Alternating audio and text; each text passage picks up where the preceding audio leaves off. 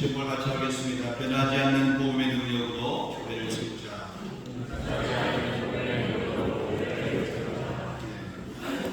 오늘 우리 하나님의 은혜로 시작된 위대한 사건이 종교개혁 507주년이 되는 그런 기념 주일입니다. 우리가 잘 아는 것처럼 종교개혁은 마르틴 루터가 1517년 저 독일의 비텐베르그 성당 앞에 95개 초항을 붙이면서 시작이 되었습니다. 교회 모습을 새롭게 변화시키고 하나님의 진리를 회복하려고 하는 역사적인 운동, 역사적인 개혁 운동이었습니다. 당시 루터는 하나님 앞에서 오직 믿음으로 의롭게 된다라고 하는 그 성경의 진리를 되찾고 싶었습니다. 그는 그 시대의 잘못된 가르침과 잘못된 교회의 관습들을 바로잡고 교회의 본질을 회복하고자 힘을 썼습니다. 그러기에 이 종교개혁은 단순히 역사적인 그런 하나의 사건이 아니라 교회의 근본을 다시 세우고 바른 신앙, 바른 복음으로 진리를 붙잡는 성도들의 삶의 변화를 의미합니다. 우리는 일점 오늘 종교개혁 기념주일을 맞이해서 우리 종교개혁의 의미를 새롭게 한번 되새기면서 우리 교회가 우리 교회의 모습과 우리의 모습, 우리의 신앙의 모습, 우리의 믿음의 모습을 한번 돌아보는 그런 귀한 시간이 되기를 소원합니다. 여러분, 현대를 흔히 혼돈의 시대에 남는 그런 말을 합니다. 세상은 빠르게 변하고 있습니다.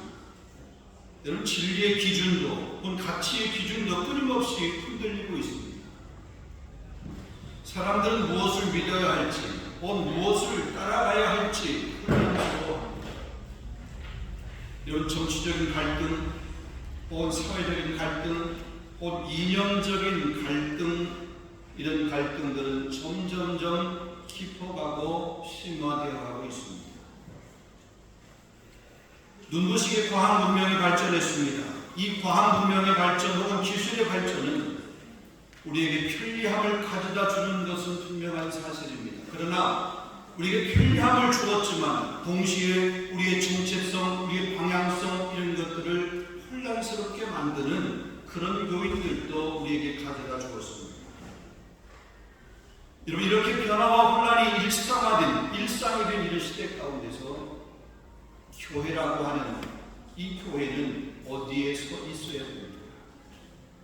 교회의 본질이 무엇이고 교회가 참으로 붙들어야 될 그 교회의 참된 기초, 가치가 무엇입니까?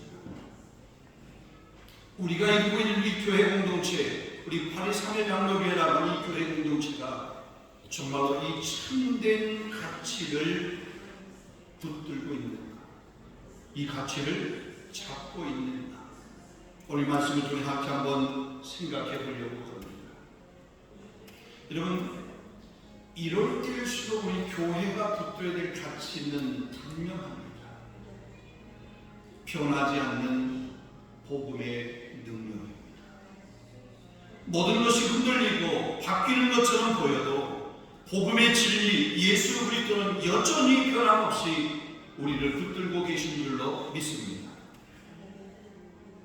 오늘 우리는 예수님께서 이 제자들에게 하신 질문과 그 질문에 담긴 중요한 의미를 통해서 우리 교회가 무엇 위에 서 있는가, 우리의 믿음이 무엇에 기초를 두고 있는가 한번 점검해 볼 수 있는 시간이 되기를 원합니다. 첫 번째로 보면 교회의 기초는 예수 그리스도에 대한 바른 고백에서부터 시작이 되고 그게 교회의 기초입니다. 사람들은 교회를 세우고 성장시키기 위한 다양한 방법들을 시도하고 또 노력을 합니다. 수많은 사람들을 교회에 이끌고 전도하기 위해서 다양한 연령대와 관심사를 가진 사람들의 그 필요를 충족시켜주기 위해서 다양한 프로그램을 개발하고 또 여러 가지를 활용을 합니다. 설교자도 마찬가지입니다. 더 매력적인 설교를 하려고 합니다. 청중의 공감을 이끌어내는 그런 설교를 준비하고 또 그것을 전하려고 합니다. 더 큰 예배당, 화려한 인테리어 혹은 첨단 음향시설, 교육공간, 주차장, 카페 혹은 체육관 등등 성도들이 더 편안한 예배 환경을 제공하려고 노력도 합니다. 이러한 모든 노력들, 이러한 수고들, 이러한 헌신들 잘못된 것 아닙니다. 선한 동기에서 비롯된 것입니다. 교회를 더 견고하게 세우고자 하는 마음, 어떻게 하면 더 하나님이 받으시기에 합당한 그런 예배를 드릴 수 있을까라고 하는 그런 선한 동기에서 시작된 그런 여러 가지 몸짓이고 행동이고 움직임입니다.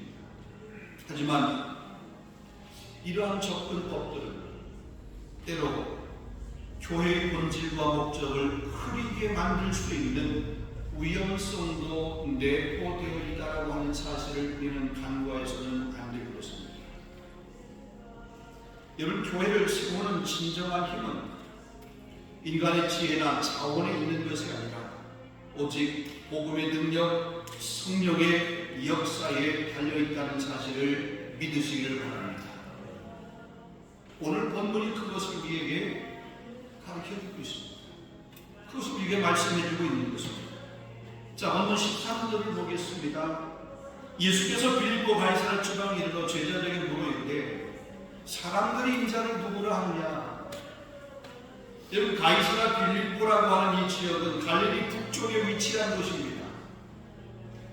헬라와 로마의 문화 영향을 강하게 받은 그런 도시입니다. 원래는 바알신을 숭배하던 그런 중심 도시였습니다. 그러다가 로마가 지배한 이후에 로마 황제인 가이사르를 기리는 그런 도시로 발전이 됐습니다. 그래서 로마 황제를 기리기 위한 그런 신전이 그곳에 세워지게 되었고 또 다양한 이방 신전들이 그곳에 있었습니다. 한마디로 말하면 종교적으로 보면 혼합주의, 이런 혼합주의가 성행했던 곳이 가이사랴 빌립보라고 하는 그런 지역입니다. 자, 이곳에서 제자들에게 예수님께서 질문합니다. 사람들이 나를 누구라고 그러느냐? 사람들이 인자를 누구라고 그렇게 하느냐? 여러분, 예수님께서 이렇게 제자들에게 질문을 던진 것은 단순히 그 사람들의 의견을 묻기 위한 것이 아닙니다. 제자들이 예수님에 대해서 어떤 인식과 믿음을 가지고 있는지 점검하기를 원하셨기 때문에 질문을 던진 겁니다. 더 나아가서 그들의 신앙 고백을, 올바른 신앙 고백을 이끌어내기 위한 중요한 의도와 목적을 가지고 예수님께서 그 제자들에게 질문을 던진 것입니다. 단지 사람들의 생각, 사람들이 어떻게 예수님을 인식하고 있느냐, 그 인식의 어떤 증거를 질문하는 것이 결코 아니라는 얘기입니다. 예수님은 공생의 사역을 통해서 많은 이적들을 행하셨습니다. 여러 가르침들을 예수님은 제자들에게, 사람들에게 가르쳤습니다. 하나님 나라를 선포했습니다. 제자들은 예수님의 사역을 가까이에서 목격했습니다. 많은 시간을 예수님과 함께 동고동락했습니다. 예수님의 제자들이 예수님의 정체성에 대해서 분명하고 명확하게 알고 있는지 그것을 확인하고 싶으셨던 겁니다. 예수님을 단지 선지자나 혹은 종교적 지도자로 여기고 있는지, 아니면 하나님의 아들로서의 그런 신적 정체성을 제자들이 명확하게 알고 있는지, 그것을 확인하고 싶으셨던 겁니다. 자, 당시 이 빌립보에 있던 사람들이 예수님을 어떻게 인식하고 있었습니까? 제자들 예수님에 대답합니다. 예, 선지자라고 얘기합니다. 아니, 어떤 사람은 엘리야라고 얘기합니다. 어떤 사람은 예레미야 같은 사람이라고 그렇게 얘기합니다. 예수님께서 이 제자들이 대답하는 그 대답, 사람들이 예수님에 대해서 그렇게 인식하고 있다고 하면서 대답하는 그 대답을 듣고 나서 예수님이 다시 한번 질문합니다. 너희는 나를 누구라고 부르느냐? 여러분, 이 첫 번째 질문은 두 번째 질문을 이끌어내기 위한 의도라고 볼 수 있습니다. 자, 그때 그 질문을 받은 제자 중에 베드로가 대답합니다. 주는 그리스도시요 살아계신 하나님의 아들입니다. 놀라운 고백입니다. 예수님은 그 고백을 교회의 반석으로 삼았습니다. 그래서 반석 위에 교회를 세우겠다 그렇게 예수님 말씀하십니다. 여기서 말하는 반석은 무엇입니까? 반석, 베드로 개인이나 혹 그의 사도직에 대한 언급이 결코 아닙니다. 그가 고백한 예수 그리스도의 신분과 사역에 대한 고백이라고 말할 수 있습니다. 다시 말하면 교회의 기초가 사람이 아니라 예수 그리스도에 대한 올바른 신앙 고백임을 분명히 가르치고 있는 것입니다. 한마디로 말하면 반석은 예수님 자신과 그분이 행하신 구원 사역이라는 것입니다. 복음의 기초는 우리가 무엇을 해야 한다는 것에 있지 않습니다. 오히려 이 복음의 기초는 예수님이 누구신가에 달려 있습니다. 교회는 예수 그리스도의 정체성에 기반을 두고 세워져야 합니다. 그분이 우리의 구원자이시며 하나님의 아들이시라고 하는 이 진리를 놓친다라고 그러면 교회는요 무너질 수밖에 없습니다. 교회는 이것 때문에 이것을 위하여 이것이 기초하여 세워지는 공동체가 바로 교회지, 그냥 무슨 친교하기 위해서 모이는 그런 공동체, 무슨 동호회 같은 그런 공동체, 그런 공동체가 아니라는 겁니다. 그래서 교회의 본질은 건물에 있지 않습니다. 교회의 진정한 기초는 그리스도가 누구신지, 그분의 신성과 구속 사역을 얼마나 정확하게 고백하고 믿느냐에 달려 있습니다. 이 바른 고백 위에 서 있는 것이 교회의 시작이고, 그로 인하여 교회는 흔들리지 않는 반석 위에 서게 되는 거죠.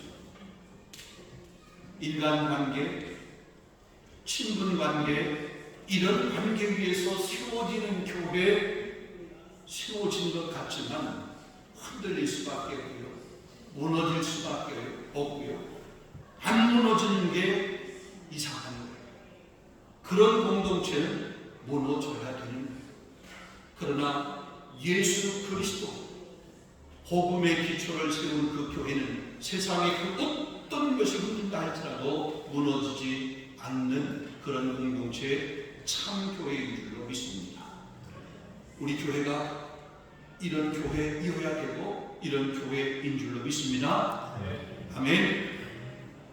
둘째로, 교회는 변하지 않는 하나님의 능력으로 세워집니다. 자, 예수님께서 베드로에게 말씀합니다. 내가 이 반석 위에 내 교회를 세우리니 음부의 권세가 이기지 못하리라. 자, 자세히 한번 보세요. 내가 이 반석 위에 내 교회를 세운다. 예수님께서 자신의 교회, 내 교회라고 했어요. 이는 교회의 주체가 바로 예수 그리스도라고 하는 말입니다. 예수님이 교회의 주인이라고 하는 말이죠. 그분의 권위와 말씀에 따라 교회가 세워지고 유지되어야 한다라고 하는 그런 말씀이죠. 우리 교회 삼위일체 되신 하나님이 주인 되는 교회, 우리가 이렇게 명명하고 있습니다. 맞습니다. 삼위일체 하나님, 예수 그리스도, 하나님, 성령, 이 삼위일체 하나님이 주인 되는 교회가 참된 교회고 참 교회예요. 교회가 인간의 계획이나 권력에 의해서 세워지는 것이 아니라 오직 예수 그리스도의 구속 사역과 그분의 인도하심에 의하여 세워진다고 하는 것을 의미하는 것입니다. 이걸 더 나아가서 이 말은 하나님의 백성으로서의 교회를 가르칩니다. 그러니까 예수님께 세우시는 교회는 건물이나 조직만을 의미하지 않고 믿는 자들의 공동체를 의미한다는 거죠. 예수를 믿는 신앙을 고백하고 따르는 그 모든 사람들의 모임, 다시 말하면 하나님의 백성입니다. 따라서 내 교회를 세운다는 이 말씀은 예수님께서 자신을 믿고 따르는 신앙 공동체를 형성하시고 그 공동체가 세상의 빛과 소금으로서의 역할을 감당하도록 하시겠다고 하는 그런 의미가 담겨 있는 것입니다. 이런 교회가 세상과 죄의 유혹에 흔들리지 않기 위해서는 하나님의 능력과 은혜가 필요합니다. 그래서 교회를 세우는 우리의 모든 노력은 변하지 않는 복음의 능력에 의존해야 된다는 거죠. 우리 어떤 힘을 의존이 아니라 이 복음의 능력에 의존하는 교회, 그 교회가 건강한 교회. 그럼 변하지 않는 복음의 능력이라고 하는 것은 무엇입니까? 변하지 않는 복음의 능력. 그것은 우리를 구원하시고 우리의 삶을 변화시키며 세상을 변화시키는 하나님의 능력을 가리킵니다. 우리의 프로그램과 전략이 아니라 복음의 능력이 교회를 세우고 교회를 지켜야 합니다. 음부의 권세가 이기지 못한다. 이런 음부의 권세라고 하는 것은 세상의 죄악과 유혹 혹은 악한 영들의 세력을 의미합니다. 그래서 교회는 음부의 권세가 이기지 못한다라는 말은 교회가 죽음과 악의 세력에 의해서 파괴되거나 패배하지 않을 것이라고 하시는 예수님의 확고한 약속입니다. 세상 권력의 교회가 패배하지 않을 것입니다. 사단의 그 잔꾀, 사단의 그 간꾀에 교회가 무너지지 아니할 것이다라고 하는 예수님의 분명한 약속.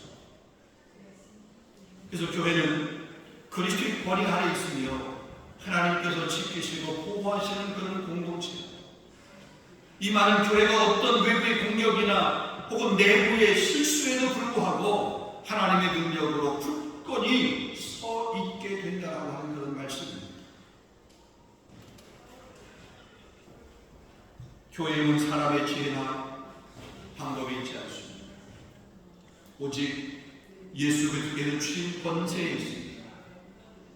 그 권세는 교회가 세상의 어둠과 죄악을 이겨낼 수 있도록 하며 복음의 능력으로 세상을 변화시킬 수 있는 힘을 줍니다.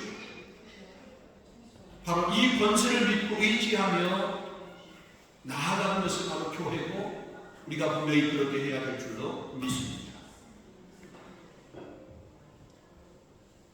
여러분, 폭풍이 몰아칠 때를 가만히 보게 되면 숲속에 있는 그런 나무들이 흔들리며 그 폭풍 때문에 바람에 휘날리는 것을 보게 됩니다.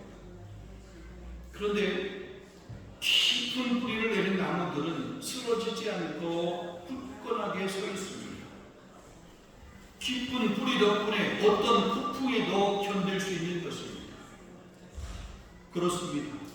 교회 역시 예수 그리스도라는 견고한 반석 위에 뿌리를 내려야만 됩니다. 그러게 되면 예수 그리스도가 교회의 기초되고 그 반석 위에 뿌리를 깊이 내리게 되면 세상에 폭풍이 불어와도 교회는 결코 무너지지 않게 되는 줄로 믿습니다. 여러분, 본전 3장 6절 7절을 보면 나는 심었고 아버지는 물을 주었을 때 오직 하나님께서 자라게 하시나니 그런즉 심는이나 물 준 이는 아무것도 아니되 오직 자라게 하시는 이는 하나님뿐이니라. 교회의 성장은 전적으로 하나님의 능력에 의존하고 있을 때, 하나님의 능력을 의존할 때에 이루어진다는 거죠. 여러분, 초기 기독교 공동체의 모습을 가만히 한번 보세요. 초기 기독교 공동체, 우리 초대교회 모습을 가만히 보면 핍박과 박해라고 하는 것이 일상이었습니다. 근데 그 핍박과 박해 속에서도 하나님의 능력으로 초대교회는 점점 더 부흥하며 성장을 갖는 모습을 보게 됩니다. 세상적인 기준으로 보면 불가능하잖아요. 이해가 안 되잖아요. 핍박 박해를 따르면 오히려 움츠려들고 오히려 줄어들고 오히려 사라지게 되는 거죠.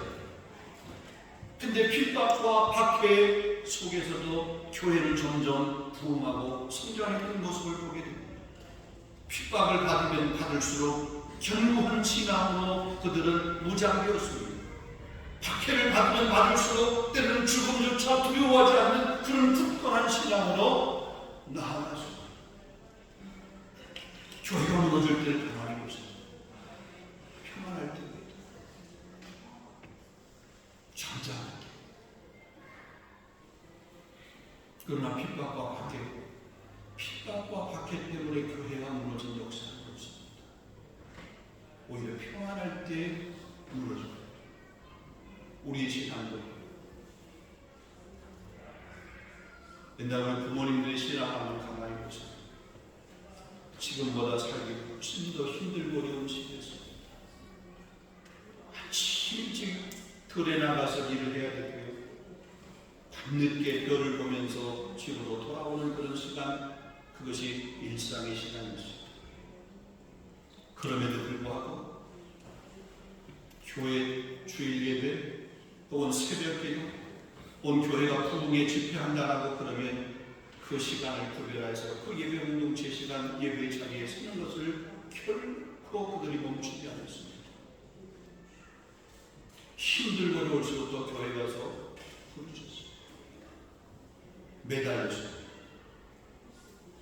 그것이 이제 한국 교회의 부흥과 성장을 이루었던 그런 원동입니다. 평안하다고요? 힘들고 어려운 시간, 그 시간이 오히려 부흥의 역사를 쏟았던 그런 모습입니다. 종교에 마틴 루터가 이런 말을 했습니다. 그는 종교개혁을 시작하면서 오직 성경, 오직 믿음을 외쳤습니다. 그게 바로 교회의 본질을, 그게 교회의 본질인 것을 그가 깨닫고 그 교회의 본질을 통해서 회복하고 싶었습니다. 하나님 말씀 위에 교회를 다시 한번 세우고 싶었습니다. 오늘 우리가 기억해야 할 것도 바로 이것인 줄로 믿습니다. 사랑하는 성도 여러분, 우리가 이 진리를 마음에 새기고 하나님의 능력을 의지하게 될 때에 교회는 비로소 그리스도의 몸으로서의 그 본질을 지켜나가게 되는 줄로 믿습니다. 마지막 세 번째입니다. 그럼 교회가 존재하는 이유가 무엇입니까? 교회가 존재해야 되는 이유는 복음 전파의 사명을 위해서 존재해야 됩니다. 자, 오늘 본문 19절 말씀을 보면 예수님께서 베드로에게 이렇게 말합니다. 내가 천국 열쇠를 네게 주리니 그랬어요. 여러분, 천국 열쇠를 준다라고 하는 이 말은 복음을 통해서 하나님 나라의 문을 여는 권한과 책임이 이 제자들과 오늘날 믿는 우리 모든 사람들에게, 믿는 사람들에게 주어졌다고 하는 그런 얘기입니다. 복음의 메시지를 전파하는 그런 사명을 주었다고 하는 말씀이죠. 우리가 그 사명을 받으면, 예수님의 제자들만은 그 사명을 받은 것이 아니라 우리도 그 사명을 받은 것이죠. 그러기에 교회는 세상 속에서 복음을 전파하고 하나님 나라를 확장하는 그런 역할을 감당해야 됩니다.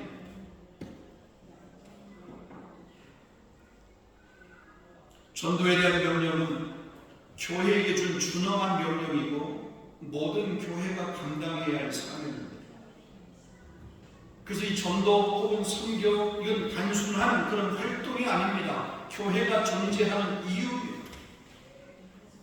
전도는 우리 교회의 사역 중에 하나가 아니라 우리 교회의 사역 혹은 교회의 존재의 전부 혹은 교회의 존재의 자체라고 그렇게 이야기할 수 있습니다. 그러니까 교회가 전도하지 않는다라고 하면, 혹은 교회가 선교하지 않는다라고 그러면 교회는 그 존재의 목적을 잃어버린 것이나 다름이 없습니다. 예수님께서 제자들에게 이렇게 말씀했습니다. 너희는 가서 모든 민족으로 제자를 삼으라. 너희가 때로 얻든지 못 얻든지 항상 힘써. 오직 성령이 너희에게 임하시면 너희가 권능을 받고 예루살렘과 온 유대와 사마리아와 땅 끝까지로 내 증인이 되리라. 여러분, 이 선언 혹은 이 명령은 예수님의 제자들에게만 준 명령이 아닙니다. 예수 그리스도를 구주로 고백한 모든 사람들에게 주신 명령입니다. 교회는 이 예수님의 명령에 순종하는 것이지 선택하거나 미루는 것이 결코 아닙니다. 우리가 말하는 이 천국 열쇠는 세상을 복음으로 열고 닫는 책임을 가지고 있습니다.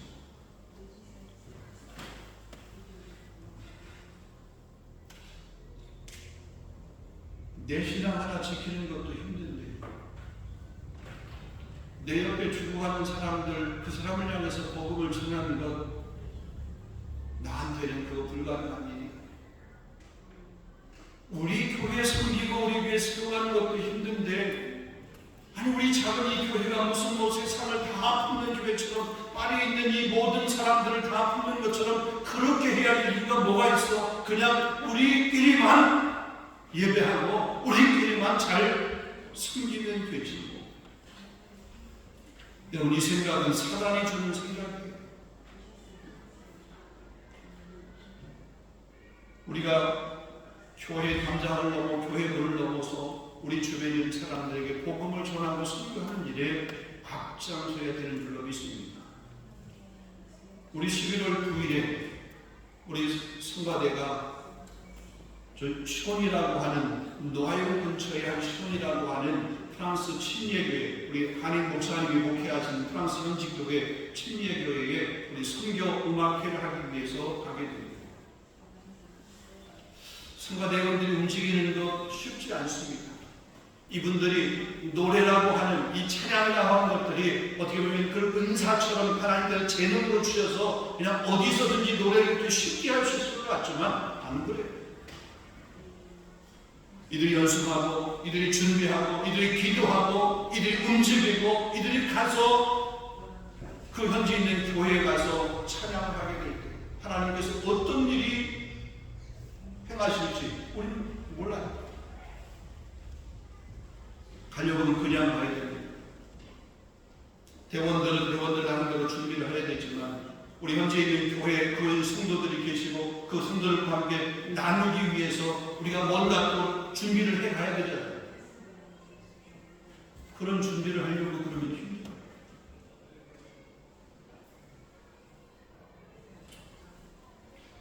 지난주 우리 에즈마야 성경 캠프를 하게 되었습니다. 우리 부모님들, 우리 교사들, 또 우리 선생님들 얼마나 열심히 이렇게 섬기고 봉사하는지 옆에서 보면서 안타깝기도 하고 한편으로는 참 감사했어요. 그 섬김에, 그 수고에, 그 헌신에, 그 손길. 그 정리하고 청소하는데 아마 우리 집사님들이 당신의 집도 그렇게 깨끗하게 정리하라, 청소하는 의자를 거꾸로 이렇게 뒤집어 놓고 그 의자에 이렇게 다리부터 시작해서 거기까지 다 닦는 그 모습을 보면서 참 감사합니다. 그런 헌신들, 그런 수고들이 있었기에 그게 뭐예요? 에즈마야라고 귀한 어린이 캠프가 하나님 은혜 가운데 마칠 수 있었던 거죠. 기도하는 사람의 그 섬김 때문에, 때로 몸으로, 때로 물질로 헌신하는 것 때문에 실제 그 현장에 와서 또 여러 가지로 섬기는 그런 모습을 때문에, 여러분, 이 모든 모습들이 무엇 때문에? 우리 안에 있는 복음, 나를 구원하신 예수 그리스도의 그 구속의 은혜, 그 구속의 은혜가 내뿐만이 아니라 우리 자녀 세대, 우리 다음 세대에게도 흘러가서 그들도 동일하게 예수 그리스도를 구주로 고백하고 천국 시민되고 하나님 나라의 백성 되는 그 삶을 누리게 하기 위해서 우리가 그런 수고합니다. 우리 성가대가 수원에 가서 그 선교 음악하는 것도 그런 의미인 줄로 믿습니다. 기쁨으로 하는 거예요. 기쁨으로 헌신하는 거예요. 자원한 마음으로 헌신하는 거예요. 그럴 때 하나님께서 하늘의 별과 같은 그런 상급으로 우리에게 갚아줄 줄로 믿습니다.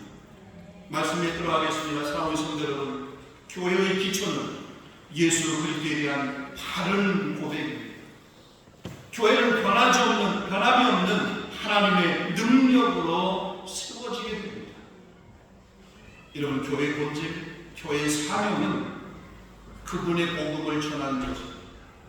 전도하며 선교하는 것입니다.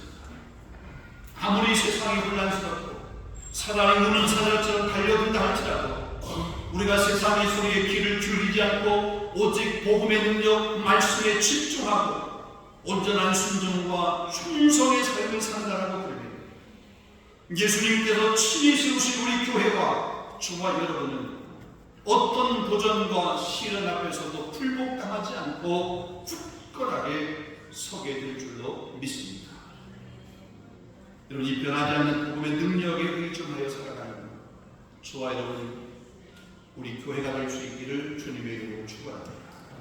기도하겠습니다. 거룩하신 아버지, 참 감사합니다. 오늘 주신 귀한 말씀을 다시 한번 가슴에 새깁니다. 예수님께서 저 가이사라 빌립보 지방에 있는 사람들에게 그들이 예수님에 대해서 어떻게 알고 싶었던지 그것이 예수님의 질문의 본질이 아니라 예수님을 옆에서 따라다니고 예수님과 동고동락했던 예수님의 그 제자들 그들이 어떤 고백을 하는지 그것이 예수님의 관심이었고 예수님의 질문이었던 그 모습을 통해서 오늘도 여전히 우리에게 관심을 갖고 우리에게 질문하는 것은 저 세상의 사람들이 예수님에 대해서 교회에 대해서 어떻게 생각하는 것이 아니라 오늘 우리가 예수님에 대해서 교회에 대해서 어떻게 믿고 있고 어떻게 생각하고 있느냐 그것을 묻고 있는 것입니다. 오늘 귀한 말씀을 통해 다시 한번 깨닫게 하시니 진심으로 감사합니다. 하나님, 우리의 신앙, 우리 교회의 기초가 예수 그리스도에 대한 올바른 신앙 고백이 될 수 있도록 인도하여 주시옵소서. 우리 교회를 세워가는 것은 사람의 지혜와 사람의 능력이 아니라 하나님의 능력인 것을 우리가 고백하게 하여 주시옵소서. 우리에게 맡겨진 귀한 사명이 복음을 전하는 것, 선교하는 것, 전도하는 것인 것을 우리가 깨닫게 하여 주시옵소서. 때를 얻었지 못었든지 항상 전도와 선교에 힘을 쓸 수 있는 우리 모두가 될 수 있도록 하나님 인도하여 주시옵소서. 우리와 우리 교회를 그렇게 사용하시고 우리 교회를 쓰실 주님을 찬양하며 예수 그리스도 이름으로 기도합니다.